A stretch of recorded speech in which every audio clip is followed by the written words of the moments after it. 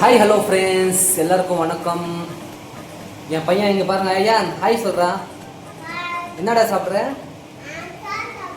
ஆ சாவா சாவா ஹார்லிஸா? அது ஹார்லிஸ் வேறு என்ன சாப்பிட்றாரு? ரஸ்கா? ரஸ்க்கு எனக்குடா, எனக்கு ஒன்று கொடுறான், அப்பாவுக்கு ஒன்று கொடு. அது பரவாயில்ல ஃப்ரெண்ட்ஸ், என் பையன் எதுன்னு வரான். இல்லை நான் ஒன்று சாப்பிட்டா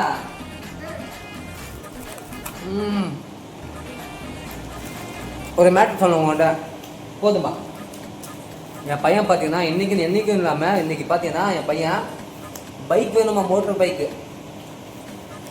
வேணும் உனக்கு. பைக் வேணுமா? பைக் வேணுமா உனக்கு? இப்போ வேணும்னு சொன்னேடா. வேணாமா? இதை பாருங்களேன், வீடியோ பார்த்தா வேணாம் சொல்கிறான். அவன் பார்த்தீங்கன்னா இன்றைக்கி அப்பா எனக்கு மோட்டர் சைக்கிள் வாங்கி கொடு, பைக் வாங்கி கொடு. அவன் என்ன கால் எட்டு பைக் வாங்கி தருது. இன்னொன்றைக்கி இந்த பைக் வாங்கி தரலாம், அது சின்னது கிட்ஸ் பைக் வருதுல்ல, கிட்ஸ் பைக் போய் கேட்டேன் இன்னைக்கு. அது கேட்டால் இங்கே 9,000 ரூபாய் சொல்கிறான் கிட்ஸ் பைக்கு. வாங்கி கொடுக்குற பெருசு இல்லை.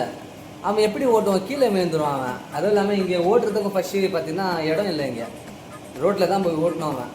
சரி மாடியில் ஓட்டலாம் பார்த்தா அதான் யோசிச்சுருக்கிறேன், மாடி மேலே வாங்கி கொடுத்தா அவன் ஓட்டுவானானே இல்லையா தெரில. கிட்ஸ் பைக் பார்த்தீங்கன்னா 9,000 ரூபாய் சொல்கிறான் அவன். என்னடா வேணுமாடா பைக் உனக்கு? வேணாமா?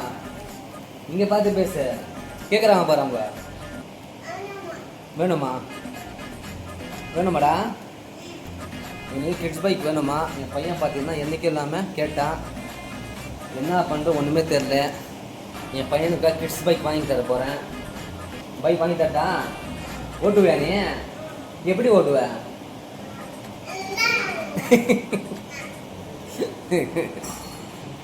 என் பையனு கிட்ஸ் பைக் என்ன அதை சொல்கிறது ஃப்ரெண்ட்ஸ். இங்கே பார்த்தீங்கன்னா என்னோட சூழ்நிலை பார்த்தீங்கன்னா சம்பாதிக்கிறதே இப்போதைக்கு பார்த்தீங்கன்னா கரெக்டாக இருக்குது.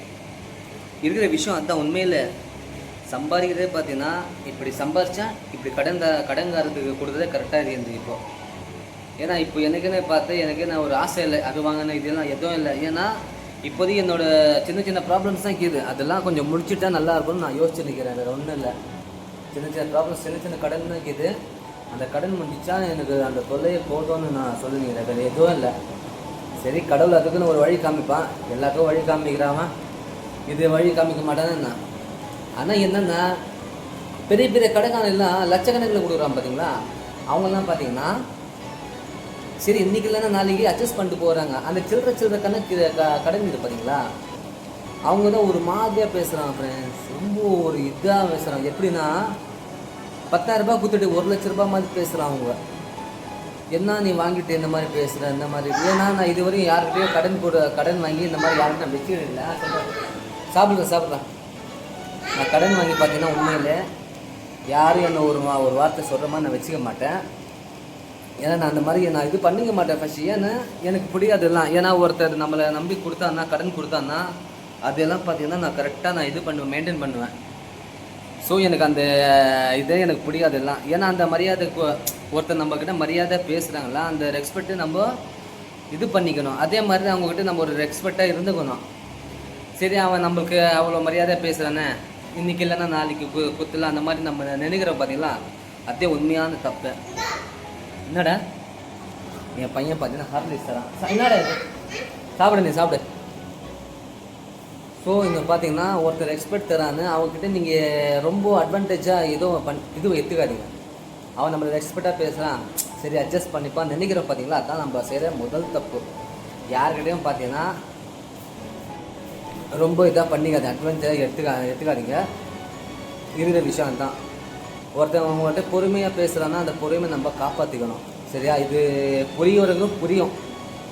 சரியா? இது எனக்குன்னு நான் சொல்ல ஒரு பொதுவாக நான் பேசுகிறேன். இப்போ நீங்களும் ஒருத்தர் கடன் வாங்கியிருப்பீங்க, உங்களுக்கே தெரியும்.